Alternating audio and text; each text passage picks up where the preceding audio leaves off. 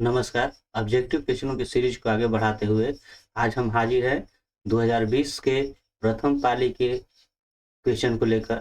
तो चलिए शुरू करते हैं। निम्नलिखित में कौन cosec थीटा के बराबर होगा? 1/sin theta. ठीक है, ये दूसरा है 2 sin थीटा बराबर 1, तो इसका मान कितना होगा? आप जानते हो 2 sin थीटा बराबर 1 यानी कि sin थीटा बराबर 1/2। sin थीटा बराबर 1/2 किसका मान होता है? sin 30 degree. ठीक है, यहाँ पर थीटा का मान अगर आप 30 लेते हो तो देखिए क्या हो जाएगा, 2 cot स्क्वायर 30 डिग्री प्लस 3। अब cot 30 का मान कितना होता है? तो cot 30 का मान होता है कर्ण 3 का स्क्वायर हो जाएगा। कितने का स्क्वायर हो जाएगा? 3 का प्लस 3। अब 2 ये कर्ण 3 का स्क्वायर करोगे तो 3 हो जाएगा प्लस 3, यानी 2 3 6 3 9। असंभव घटना की परिता होती है तो असंभव घटना की परिता जो है 0 होती है। ठीक है, निम्नलिखित में शून्य ज्ञात करना है।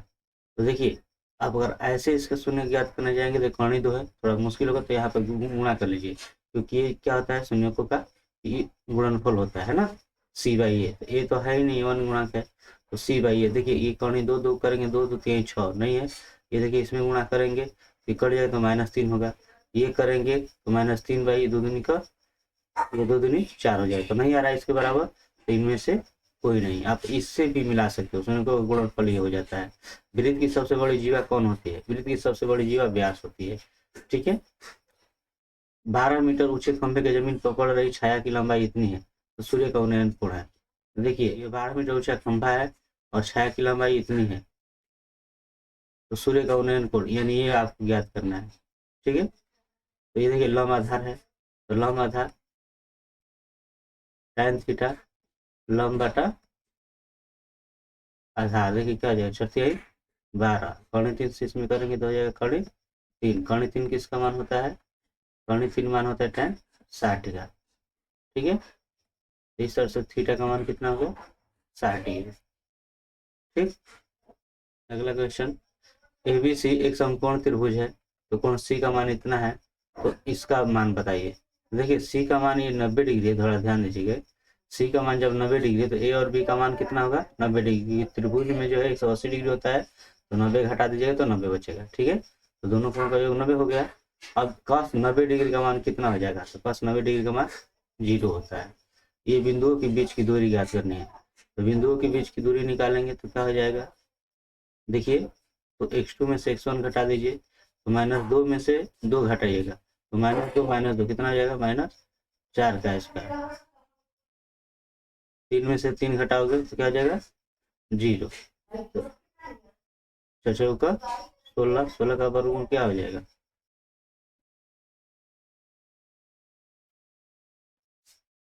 16 का वर्गमूल हो जाएगा 4, यही हो जाएगा बीच की दूरी। अगला है, एक बेलन और शंकु के आधार की त्रिज्या इतना दिया गया है और उनकी ऊंचाई इतनी दी गई है, तो बेलन के आयतनों का अनुपात। तो देखिए बेलन और शंकु है, तो बेलन का क्या हो जाएगा? πr² और शंकु का क्या हो जाएगा? 1/3, ये भी πr² हो जाएगा। ठीक, ये 3 कहाँ चला जाएगा? ऊपर, पाई पाई कट जाना है, 3 चला जाएगा ऊपर। अब इनकी जो है त्रिज्याओं का अनुपात, त्रिज्या कितनी है? 3, तो 3 से कितना हो जाएगा? 9, 5 कितना हो जाएगा? 16। अब यहाँ देखिए ऊंचाई इसका 2 है ना, इसका कितना है? शंकु का 3 है, और देखिए 3 3 कट गया, ये 2 से 2 8 16, कितना हो गया? 9 9 8, ये आपका आंसर हो जाएगा।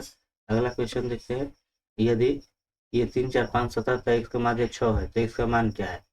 तो देखिए इनका माध्य 6 है, कितनी संख्या है? 1 2, कितनी संख्या है? 1 2 3 4 5, 5 संख्याओं का माध्य 6 है, तो इनका योग कितना हो जाएगा? इनका योग कितना हो जाएगा? 5 गुणे 6, 30 हो जाएगा। अब इसमें से अब क्या घटा दोगे? जो बचा हुआ है 3 4 7, 7 5 12, 12 7 19, 10 29, घटा दोगे तो बचेगा 1, यही x का मान हो जाएगा। ठीक है, इसमें बहुलक पूछ रहा है, तो बहुलक यानी जो ज्यादा बार आया हुआ है, ज्यादा बार कौन आया हुआ है? यहाँ देख रहे हो 7 7 7 ज़्यादा बार आएगा तो ये आपका बहुलक हो जाएगा। इनका समांतर 13 और 19 के बीच समांतर माध्य है, तो समांतर माध्य में क्या है, यानी एक से औसत। आप इसको जोड़ दीजिए, 13 और 19 कितना हो जाएगा। आप जानते हो कि समांतर माध्य जब निकालते हो तो इनको जोड़ कर 2 पे भाग कर देना है, तो 9 3 12 और 1 1 2 1 3 बटा 2 यानी कि 16। आंसर कितना आ जाएगा 16। अगला क्वेश्चन देखते हैं। यदि द्विघात समीकरण ये है और मूल बराबर है तो पी का मान। तो देखिए मूल बराबर होने पर क्या होता है, मूल बराबर होने पर होता है बी स्क्वायर माइनस 4ac बराबर 0, यानी कि जो विवेचक होता है 0 के बराबर होता है। तो देखिए यहाँ पर क्या हो जाएगा, बी का स्क्वायर यानी माइनस पी का स्क्वायर, और ए का मान यहाँ पर क्या है, यानी एक्स स्क्वायर का गुणा 1 है, और सी का मान क्या है 4 है। अब पी का स्क्वायर यानी कि पी 4 का 16 हो जाएगा, -16 होगा, ठीक है। अब इधर आएगा तो प्लस, अब ये इधर आएगा तो क्या हो जाएगा करने में, जब इसका वर्गमूल निकालोगे तो प्लस माइनस 4 होगा, ठीक है। जब 14 है, यदि ए और बी अभाज्य संख्या है तो ए और बी का लसाअ क्या है, तो दोनों अभाज्य संख्या है तो लसाअ इनका गुणनफल हो जाएगा, ठीक है। बिंदु एक्स वाई की दूरी मूल बिंदु से है, तो मूल बिंदु से दूरी होता है तो क्या होता है इनका ये हो जाता है सूत्र, ठीक है। यदि किसी घनाभ की लंबाई एल, चौड़ाई बी और ऊंचाई एच है तो घनाभ का आयतन, तो घनाभ का आयतन का सूत्र क्या होता है, लंबाई गुण चौड़ाई गुणे ऊंचाई यानी एल बी एच। यहाँ पर देखिए ये क्या पूरक है, हाँ 10 9 ये आपका 90 हो जाएगा, और ये 15 75 90। आप जानते हो कि एक दूसरे के जब ये पूरक रहेंगे तो ये देखिए tan का क्या हो जाएगा cot 10 डिग्री हो जाएगा, एक दूसरे का पूरक, तो tan इंटू कॉट बराबर क्या होता है 1 होता है। उसी तरह ये पूरक है, ये आपका कॉट हो जाएगा 15 डिग्री, तो ये भी tan इंटू कॉट यानी 1 हो जाएगा, तो 1 इंटू 1 यानी 1। आपका आंसर इसका हो जाएगा 1।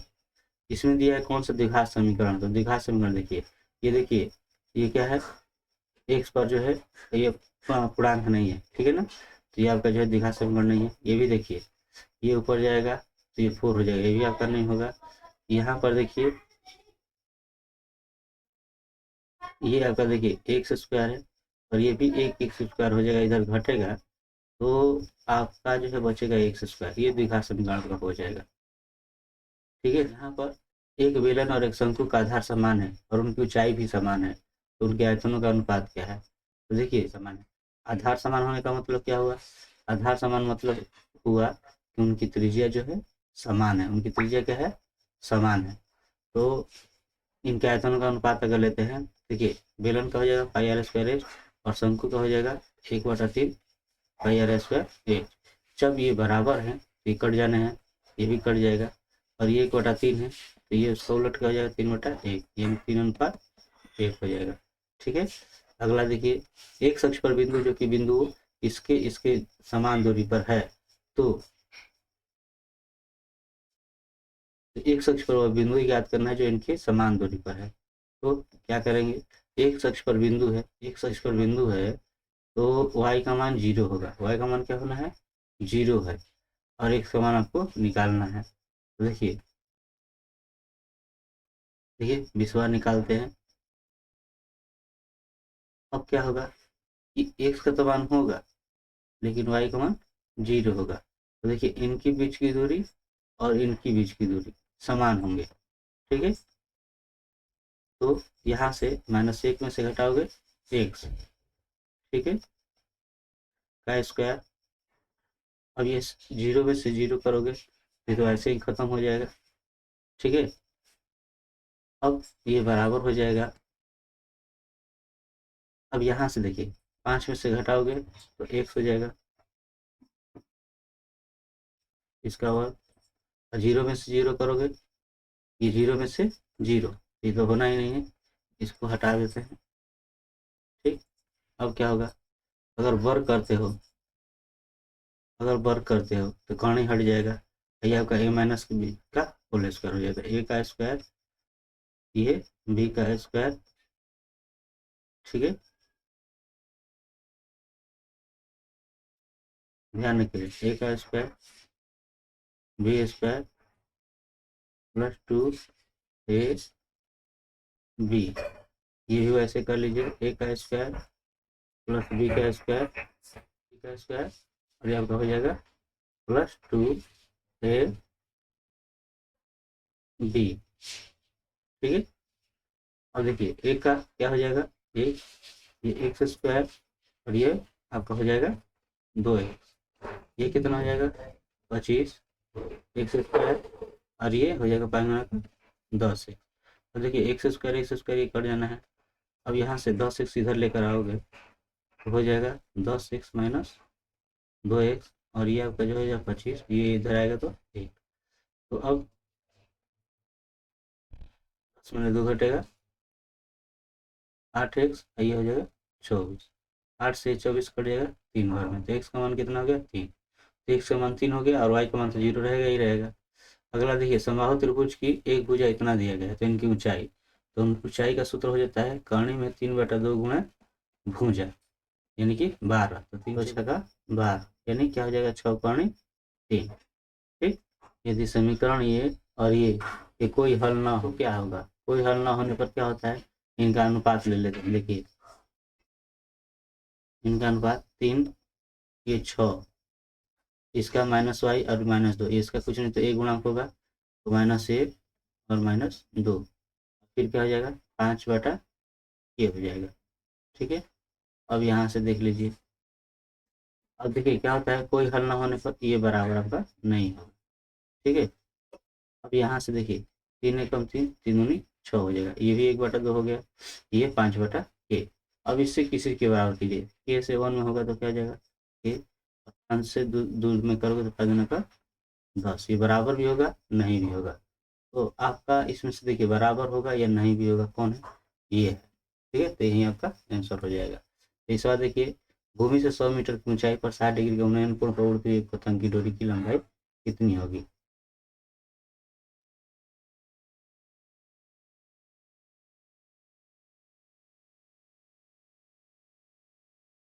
चलिए चित्र में देख रहे हो, यहाँ से मान लो ये पतंग उड़ रही है और ये डोरी है ना, इसकी ऊंचाई कितनी ऊंचाई पर है, तो 100 मीटर पर है, तो इस डोरी की लंबाई ज्ञात करनी है कर्ण की, तो क्या हो जाएगा, इसमें होता है लंब कर्ण, साइन में होता है, तो साइन 60, लंब जो है आपका क्या है, लंब क्या है ए बी है, यानी कि 100, और कर्ण क्या है, डोरी है आपका ए सी। साइन 60 का मान कितना होता है, कर्ण 3/2 बराबर 100/AC। अब यहाँ से उलट कर दीजिएगा, AC इधर आ जाएगा तो ऊपर हो जाएगा ये 100, और ये इधर आ जाएगा तो 2 क्या हो जाएगा कर्ण 3, तो आपका हो जाएगा 200/3, यही आपका आंसर हो जाएगा। ठीक है, अगला क्वेश्चन है, यदि 3 सेंटीमीटर त्रिज्या वाले वृत्त पर खींची गई दो स्पर्श रेखाओं के परस्पर कोण 60 डिग्री कोण पर झुके हों तो प्रत्येक स्पर्श रेखा की लंबाई होगी। ध्यान रखिए, यहाँ से ये अगर ये वृत्त लेते हैं, ठीक है, जिसकी त्रिज्या कितनी है 3 सेंटीमीटर है, इस पर तो परस्पर स्पर्श रेखा खींची गई है, ठीक है, 3 डिग्री पर झुकी हुई है, ये 60 डिग्री कोण पर झुकी हुई है।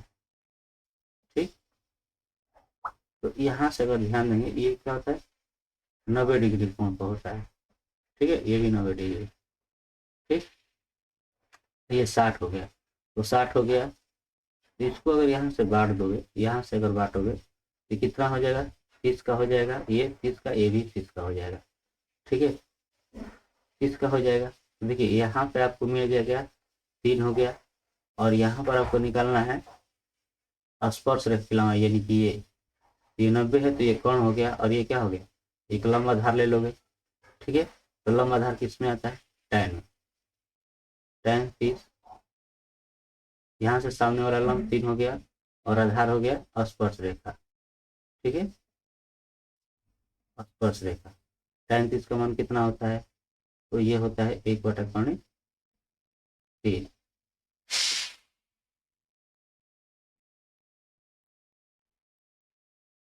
अब यहाँ से स्पर्श रेखा की लंबाई क्या हो जाएगी, स्पर्श रेखा की लंबाई 3 हो जाएगी।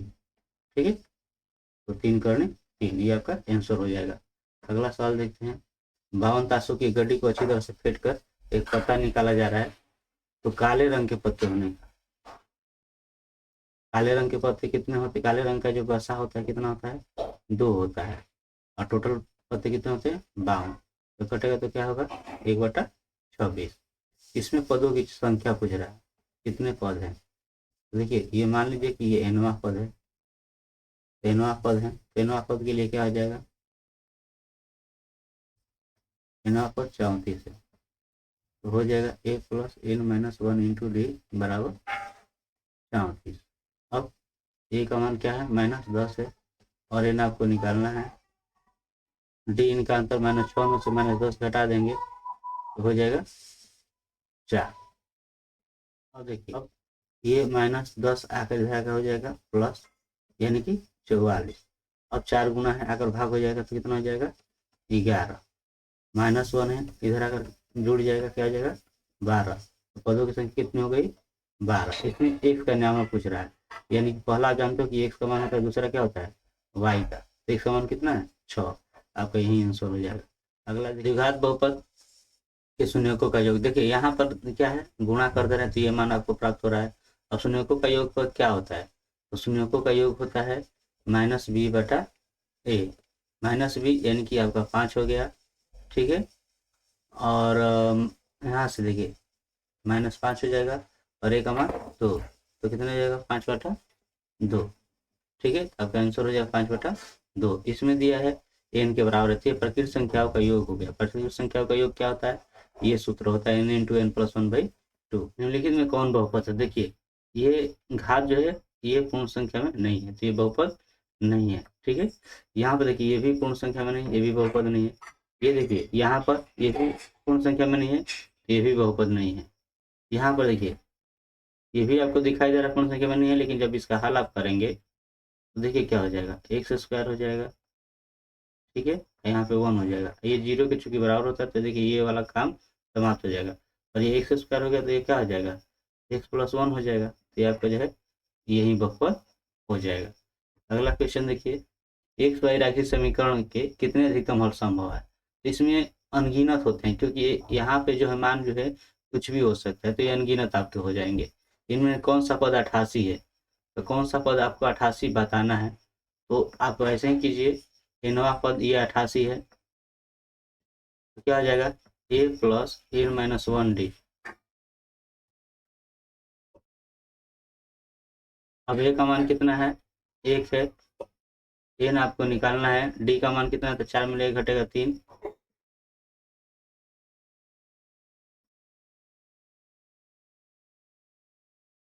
एक इधर अगर घट जाएगा कितना हो जाएगा? 87। और ये 3 गुणा का भाग हो जाएगा, कितना हो जाएगा? 29। -1 है, क्या हो जाएगा? एक जुड़ जाएगा तो हो जाएगा 30। तो nवां पद कितना हो गया? 30 हो गया। अब ये पूछ रहा है किस पाद में स्थित है? आप ध्यान रखिएगा, तो ये क्या होता है? प्लस प्लस, ये माइनस, और ये आपका हो जाता है, ये भी आपका माइनस हो जाता है, ठीक है। ये प्लस प्लस हो जाएगा, ये माइनस माइनस हो जाएगा। ये आपका पहला होता है, दूसरा ये होता है, ये तीसरा होता है, ठीक है। आपका तृतीय पद हो जाएगा। इसमें पूछा है इसका मान। अब बताइए cos 60 का मान कितना होता है? cos 60 का मान कितना होता है? 1/2 होता है। इसका स्क्वायर 1 कितना हो जाएगा? 4। ये 2 से कटाइएगा तो 1 कितना हो जाएगा? 2। ये आपका आंसर हो जाएगा। अगला क्वेश्चन देखिए, निम्न में से किस द्विघात बहुपद को शून्यकों का योगफल 3 और गुणनफल इतना है? x² - शून्यकों का योगफल, ठीक है, इंटू x प्लस शून्यकों का गुणनफल। x² - 3x और -10। x² - 3x - 10, यही आपका आंसर हो जाएगा। निम्न में कौन अभाज्य संख्या है? तो देखिए अभाज्य संख्या आप जानते ही हो, ये क्या हो जाएगा? ये 1 + tan theta + sec theta into 1 + cos theta - cos theta का मान कितना होता है? ये 1 के बराबर होता है, ध्यान रखिएगा, ठीक है। इसको हल जो है हम सब्जेक्टिव क्वेश्चन में करेंगे। चलिए अगला देखते हैं। एक वृत्त की परिधि 2π से बढ़ाकर 4π कर दी जाए तो उसका क्षेत्रफल क्या हो जाए? देखिए वृत्त की परिधि क्या होता है? 2π r। यहाँ से पाई पाई कट जा रहा है, तो r का मान यहाँ पर क्या हो जाएगा? 1। यहाँ पर परिधि बढ़ाकर जो है इतना कर दिया गया है, ये तो यहाँ पे 2 पाई कट जाएगा, तो 2 r वर्ग कितना हो गया 2, यानी त्रिज्या दुगना हो जा रहा है। तो क्षेत्रफल क्या हो जाएगा, तो देखिए क्षेत्रफल इसका अगर निकालोगे तो पाई r स्क्वायर हो जाएगा, लेकिन जब इसका क्षेत्रफल निकालोगे r की जगह पर क्या है 2r है, ये आपका 4 गुना हो जाएगा। ठीक है, निम्न में से मूल बिंदु के नियामक कौन है, तो मूल बिंदु के नियामक 0 है। ठीक, x बराबर -5 का आलेख कैसी सरल रेखा होगी, ये y अक्ष के समानांतर हो जाएगी। ठीक है, अगला क्वेश्चन देखते हैं। यहाँ पर देखिए क्या एक दूसरे के पूरक हैं, हाँ पूरक हैं, तो इसका मान जो है आप आंख बंद करके एक कर सकते हो, ध्यान रखिएगा।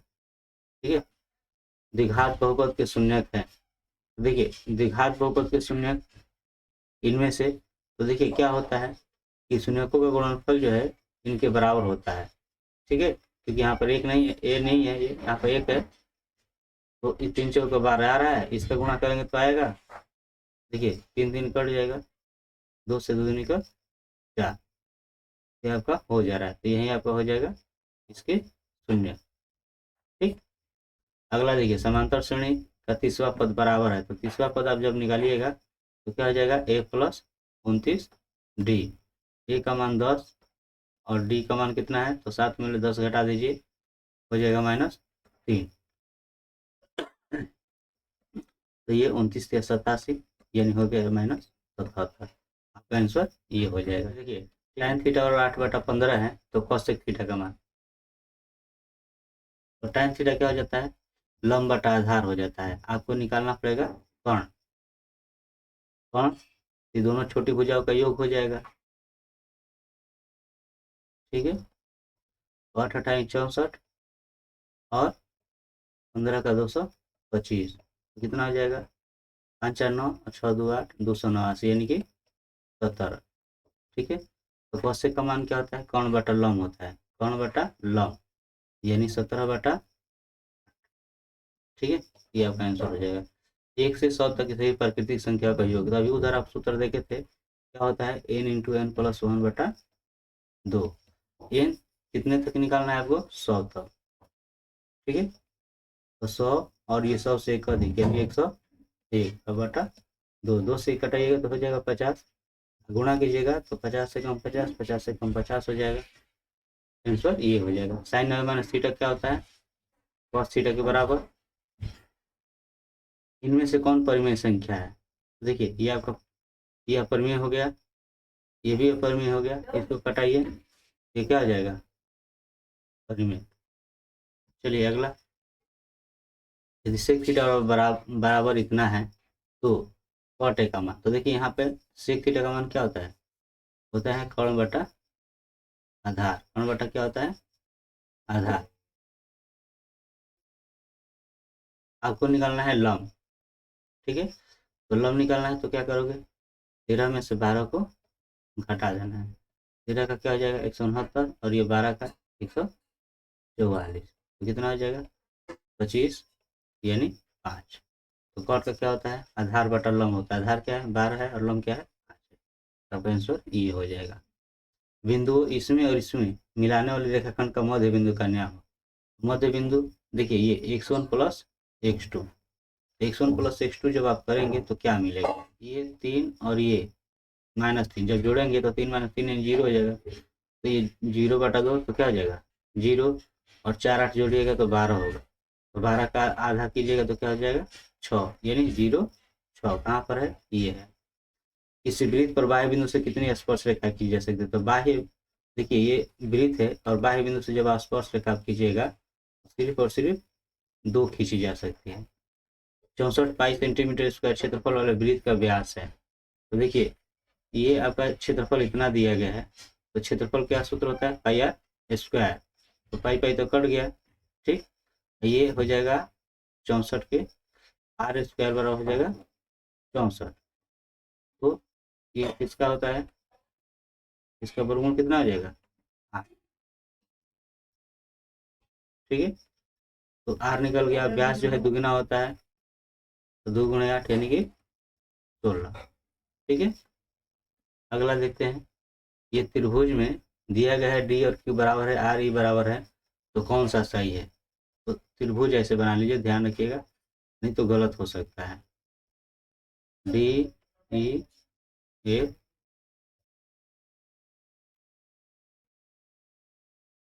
पी क्यू आर, डी का मान क्यू है, ठीक है, आर का मान ई है,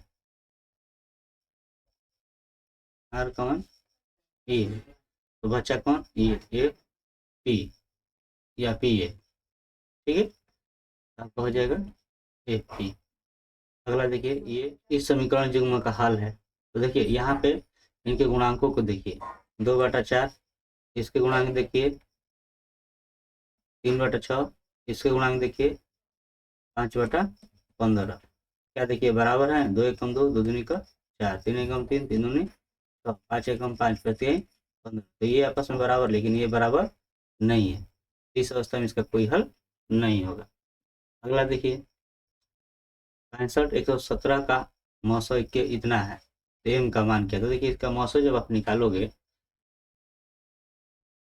65 से 117 में भाग कर दीजिए, 65 एकम 65, देखिए 7 में 5 घटेगा 2, और ये कितना हो जाएगा 11, 11 में 6 घटेगा 5, तो ये भी एक बार में जाएगा, 5 में 2 घटेगा 3, ये 1, तो 13 चौका क्या हो जाएगा 52। यहाँ पे आपका मौसो कितना हो गया 13। तो ये जो है देखिए कुछ ऐसे हो जाएगा, 65 एम माइनस 117 बराबर 13। अब 17 को इधर ले जाकर, ले जाओगे 117 को, तो जोड़ हो जाएगा, तो देखिए कितना जाएगा 7 3 10, और 1 1 2 1 3/1, और 65 गुना है तो भाग हो जाएगा, तो कितने बार में जाएगा 2 बार में, आंसर हो जाएगा 2।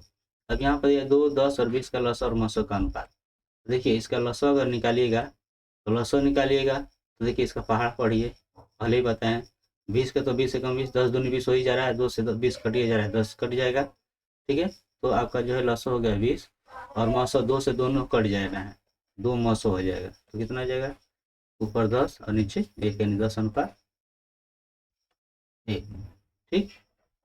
निम्नलिखित में कौन से घंटा की परिक्ता नहीं हो सकती? बार बार हम बताए हैं कि परिक्ता जो होती है 0 के बराबर होती है और 1 के बराबर होती है, ये 0 और 1 के बीच में होती है। तो देखो ये हो सकती है, ये नहीं होगी, ये 0 से छोटी है, तो घटना की परिक्ता नहीं हो सकती। सबसे छोटी भाज्य संख्या और सबसे छोटी अभाज्य संख्या का मौसम, सबसे छोटी भाज्य संख्या क्या होती है, तो 4 होती है, सबसे छोटी अभाज्य संख्या क्या होती है 2, इनका मौसम निकालोगे 2 दूनी का क्या आ जाएगा 4, 2 बार में कट जाएगा, 2 से 4 विभाज्य है ना, ये आपका मौसम 2 हो जाएगा।